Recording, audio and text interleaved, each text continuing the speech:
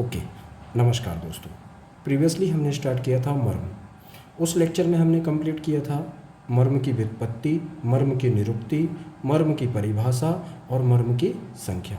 आज के इस वीडियो में हम कवर करेंगे मर्मों का वर्गीकरण। ठीक है बेटा, तो चलिए स्टार्ट करते हैं। इन 4 प्रकारों से अपन क्या करेंगे, मर्म का वर्गीकरण। ठीक है, पहला पॉइंट क्या है, सड़ंगों के अनुसार। सड़ंग मतलब 6 बॉडी के जो 6 anatomical regions according to Ayurveda बताए गए हैं उनके अनुसार। ठीक है, दूसरा अपन करेंगे वर्गीकरण किसके अनुसार, परिणाम। परिणाम मीन्स रिजल्ट। उस मर्म में कितनी, मतलब कहना चाहिए कि ट्रॉमा, एक्सीडेंट या उस मर्म में दबाव लगा, तो उस दबाव के कारण उस पॉइंट पर या कहना चाहिए उस मर्म पर क्या इफ़ेक्ट हुआ या उस दबाव या एक्सीडेंट के कारण क्या रिजल्ट आया, उसके अनुसार अपन देखेंगे। ठीक है, परिणाम के अनुसार। थर्ड में देखेंगे अपन रचना के अनुसार। रचना हमने देखी है मांसशिला, स्नायु, अस्थि और संधि। ठीक है ना, तो इनके अनुसार जो मर्म हमने देखा है उसके अनुसार मर्मों का वर्गीकरण देखेंगे।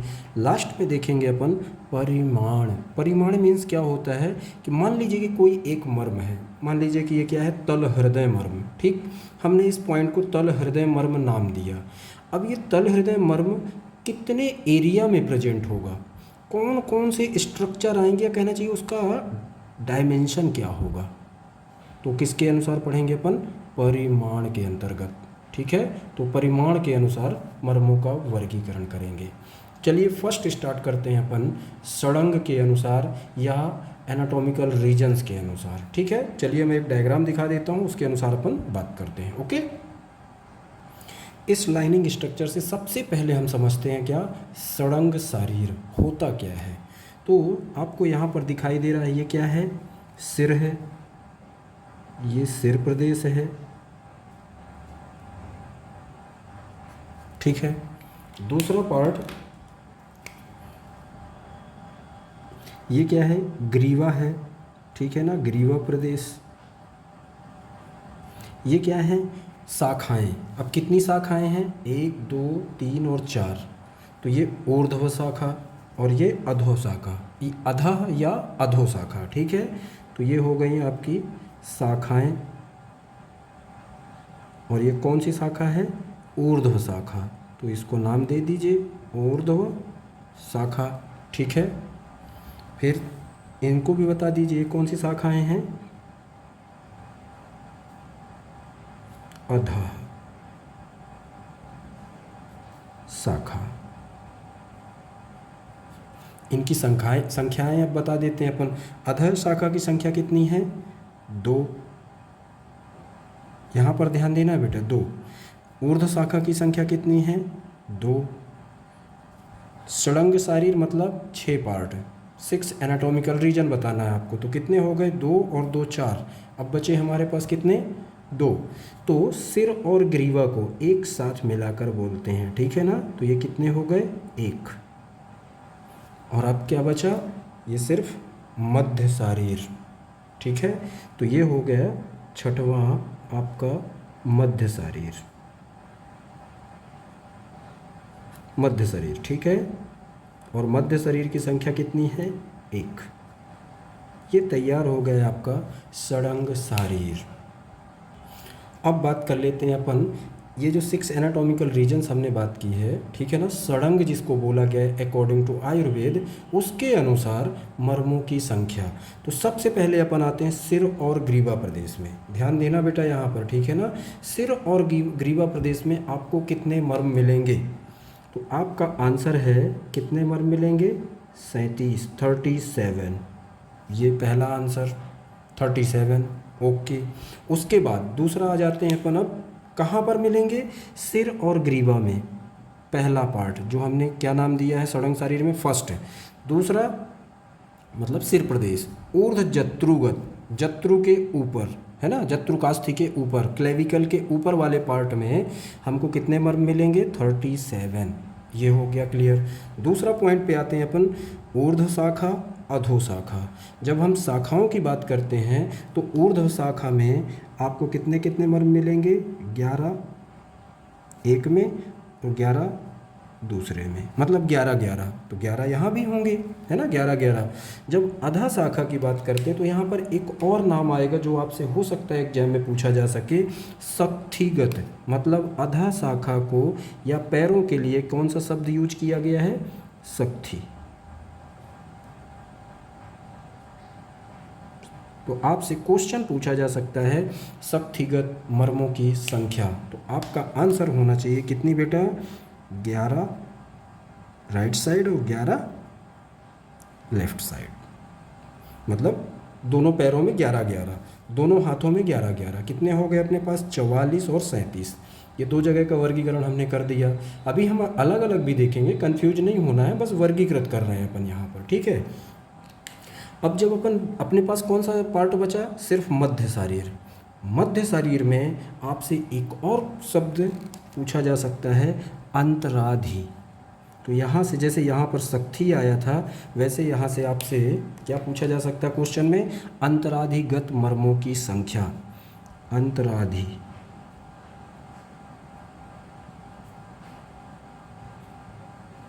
अब ये अंतराधि क्या है भाई, ये अपन को पता होना चाहिए। अंतराधि क्या है, देखो यहाँ पर एक पार्ट ये, दूसरा पार्ट ये, मतलब एब्डोमेन वाला पार्ट, उदर, छाती, चेस्ट, थोरैक्स, ये वाला पार्ट ओरस, उदर, ओरस, एंटीरियर साइड, धड़ के सामने, और धड़ के पोस्टीरियर, है ना, मतलब पृष्ठ की ओर। तो इसके ठीक पीछे क्या होगा, पृष्ठ। तो ये वाला कौन सा वाला पार्ट है, एंटीरियर, और इसके ठीक पीछे पोस्टीरियर। तो एंटीरियर और पोस्टीरियर को एक साथ मिलाकर क्या बोल दिया गया है, अंतराधि, ठीक है ना। मतलब उरस, उदर और पृष्ठ भाग को क्या बोल दिया गया है, अंतराधि। और इनके लिए एक और शब्द पूछा गया, बताया गया है, वेरी इंपॉर्टेंट है बेटा, स्टार बना के आप लिख सकते हो। क्या बोला गया है,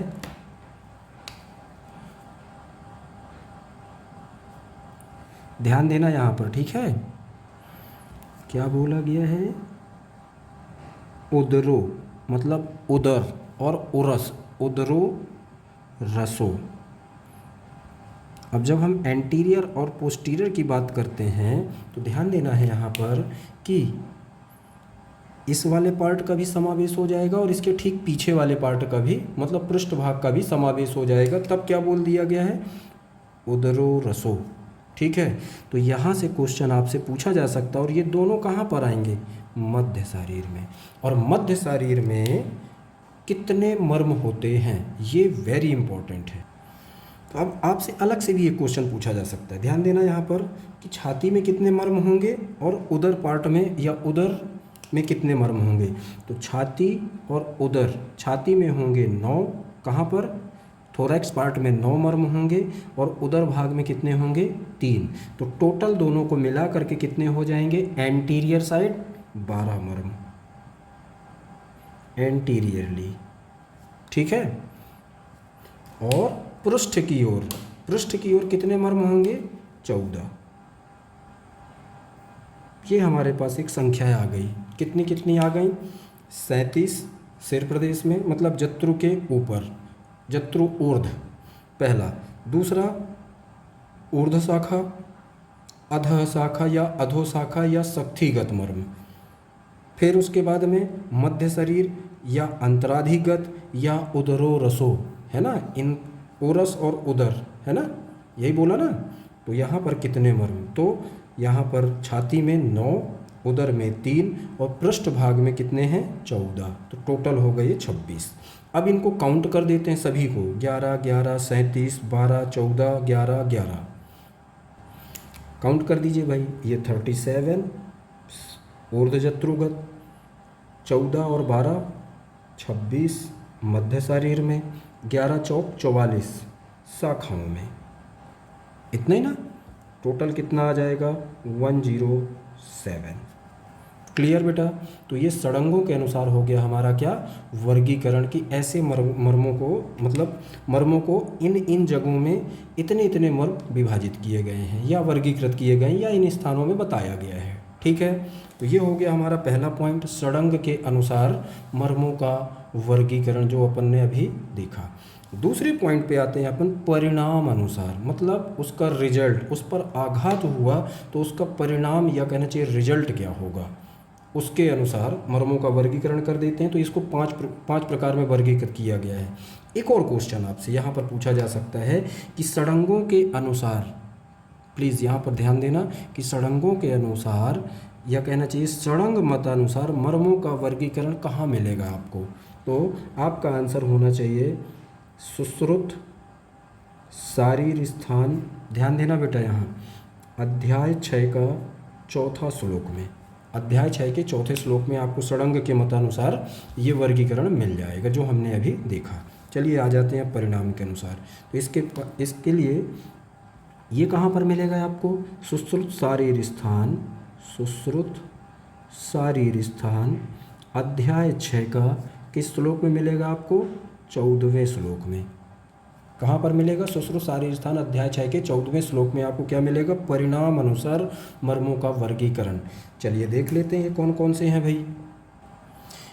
ये 5 प्रकार के कहे गए हैं। कौन कौन से, एक तो सदा प्राणहर मर्म। सदा मतलब सडन डेथ, मतलब उस मर्म, जो मर्म सदा प्राणहर के हर मर्म के अंतर्गत आते हैं, अगर उनमें ट्रॉमा, एक्सीडेंट या प्रेशर ज़्यादा लगा तो तुरंत मृत्यु का कारण बनते हैं। कालांतर, ये कुछ समय के बाद मृत्यु का कारण बनेंगे, कुछ समय बाद, कालांतर है ना। वैकल्यकर, वैकल्यकर मतलब विकलता ला देना, लंगड़ापन, लूलापन, हड्डियों का टेढ़ा हो जाना, है ना। विशल्यघ्न, विशल्यघ्न का मतलब क्या है, शल्य, इसमें एक वर्ड है क्या, शल्य मीन्स फॉरेन पार्टिकल। कोई भी फॉरेन बॉडी, आपकी बॉडी में कुछ ऐसे स्थान बताए गए कि अगर वहाँ पर कोई फॉरेन बॉडी आकर के रुक जाती है तो वो जब तक रुकी रहेगी तब तक इंसान की मृत्यु नहीं होगी, ठीक है ना। और जैसे ही अगर वो उसको हमने निकाल दिया तो उसकी मृत्यु हो जाएगी। ऐसे मर्म स्थानों को क्या बोला गया है, विशल्यघ्न मर्म। लास्ट बताया गया है रुजाकर। रुजा का मतलब क्या है, पीड़ा, भयंकर दर्द, जैसे मोच लग जाती है तब बहुत दर्द होता है, तो वो ऐसे स्थान जहाँ पर बहुत पीड़ादायक होते हैं वो, उन स्थानों को क्या बोला गया है, रुजाकर मर्म। अब इनकी संख्या देख लेते हैं भाई, कितनी कितनी बताई गई है। सबसे पहले सदा प्राणहर मर्मों की संख्या कितनी बताई गई है, 19 जगह हैं जहाँ पर आघात लगने से सडन डेथ होगी। फिर उसके बाद कालांतर, इनकी संख्या है 33, ध्यान देना बेटा, है ना, 19, 33, ठीक है। उसके बाद वैकल्यकर, इनकी संख्या है 44, 44। विशल्यघ्न, इनकी संख्या है 3। और लास्ट में आता है आपका रुजाकर मर्म, जिसकी संख्या कितनी बताई गई है, 8। अब इनको अगर हम काउंट करेंगे तो टोटल नंबर कितना आएगा, देखो बेटा, सबके अनुसार कितनी संख्या आनी है आपके पास, 107। क्योंकि हमने संख्या जब पढ़ रहे थे अपन तब वहाँ पर डिस्कस किए थे कि सभी आचार्यों ने क्या माना है, मर्म 107 ही माने हैं, ठीक है। तो ये हो गए परिणाम के अनुसार। अभी इनको अपन अलग अलग देखेंगे, कंफ्यूज नहीं होना है, ठीक है आपको। तीसरे टाइप का मर्म है, वो तीसरे टाइप का वर्गीकरण है रचना के अनुसार, स्ट्रक्चरल। तो हमने रचना में देखा था हमारे शरीर किससे किससे मिलकर बना है, मांस, सिरा,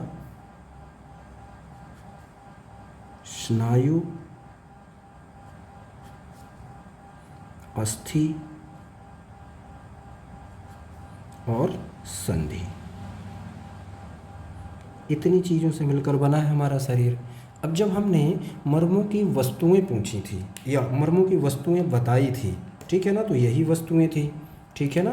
तो ये क्या हो जाएंगे, मांस मर्म, सिरा मर्म, स्नायु मर्म, अस्थि मर्म और संधि मर्म। इनका वर्णन कहाँ पर किया गया है, ये वेरी इंपॉर्टेंट आंसर है आपके लिए। कहाँ पर किया गया बेटा, सुश्रुत शारीर स्थान, सुश्रुत शारीर स्थान अध्याय 6 का कौन सा श्लोक, 9 से लेकर के 13 तक, 9 से 13 तक के श्लोक में इन मर्मों का वर्णन किया गया या मर्म की वस्तुओं का वर्णन किया गया है, जो क्या हैं? मांस मर्म, शिरा मर्म, स्नायु मर्म, अस्थि मर्म और संधि मर्म। ओके। मांस मीन्स मसल, शिरा मीन्स ब्लड वेसल, हम यहाँ पर लेंगे वेन नहीं, ब्लड वेसल्स। स्नायु, स्नायु मीन्स टेंडन। अस्थि मीन्स बोन और संधि मीन्स ज्वाइंट। इनकी संख्या बता दो भाई कितनी कितनी है, तो क्लियर हो जाए। आगे चलते हैं फिर। शिरा मर्मों की संख्या, मांस मर्म की संख्या कितनी है? 11। कितनी बताई गई है? 11। शिरा मर्म की संख्या कितनी बताई गई है? 41। और स्नायु मर्म की संख्या है 27। ध्यान देना बेटा यहाँ पर, है ना, ये नंबर बहुत इंपॉर्टेंट हैं। अस्थि मर्मों की संख्या कितनी है? 8। और लास्ट है आपका संधि मर्म, इनकी संख्या है 20। अब अगर इनको काउंट किया जाए तो कितने मर्म निकलेंगे? 107। यहाँ पर एक क्वेश्चन है आपके लिए, वेरी इंपॉर्टेंट है, यहाँ पर ध्यान देना है कि मर्म तो 107 ही माने हैं उन्होंने, ठीक है ना, लेकिन मांस, शिरा, स्नायु, अस्थि और संधि, इनके अलावा भी एक और स्पेशल मर्म माना गया है। कौन सा?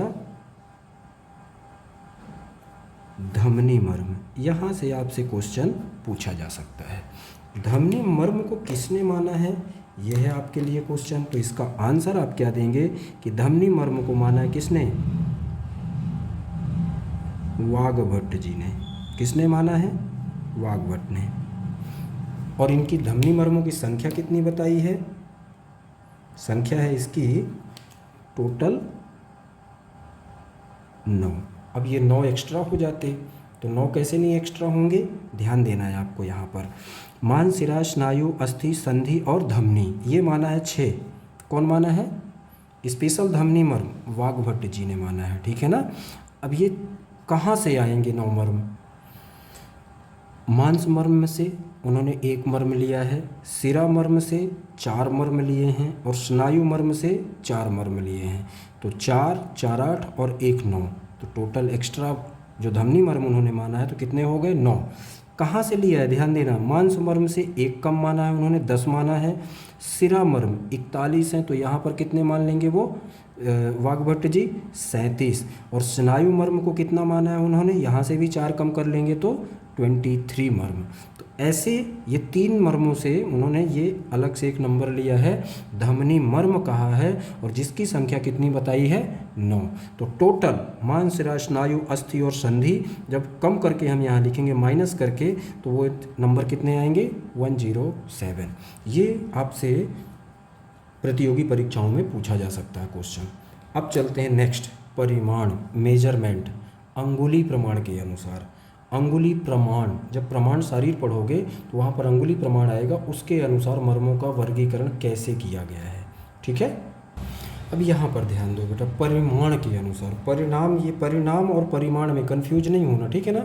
यहाँ पर हमने ये दिखाया है कि 1 अंगुली प्रमाण, 2 अंगुली परिमाण या प्रमाण, 3 अंगुली परिमाण या प्रमाण, मुष्टि या हथेली परिमाण के, और लास्ट में अर्ध अंगुली परिमाण के कितने कितने मर्म माने गए हैं, ठीक है।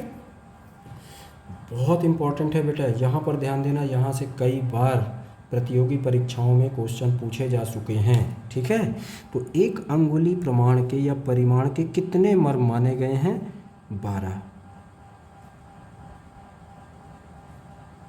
12 मर्म, ठीक है। 2 अंगुली प्रमाण के या परिमाण के कितने मर्म माने गए हैं? ध्यान देना बेटा, यहाँ पर कितने माने गए हैं? यहाँ पर 6 मर्म, 6। 3 अंगुली प्रमाण के कितने मर्म माने गए हैं? 4। अब यहाँ पर एक वर्ड आ गया, अलग अलग है, मुष्टि या हथेली परिमाण। मुष्टि किसने माना है और हथेली किसने माना है? ध्यान देना बेटा, मुष्टि प्रमाण, मुष्टि वर्ड किसने यूज किया है? सुश्रुत जी ने। और हथेली वर्ड किसने यूज किया है? वाग्भट्ट जी ने।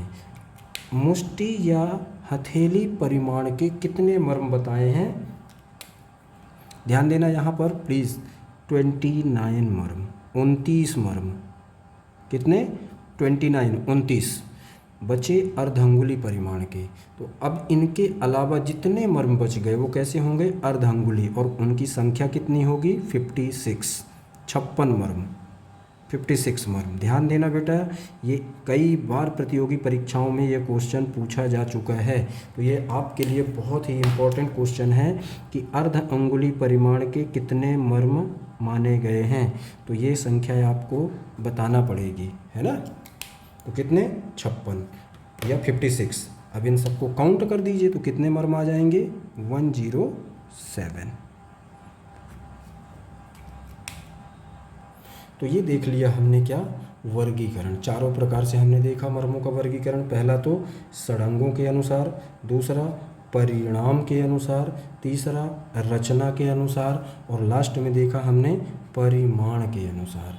तो मेरे ख्याल से आपको मेरा ये लेक्चर समझ में आया होगा।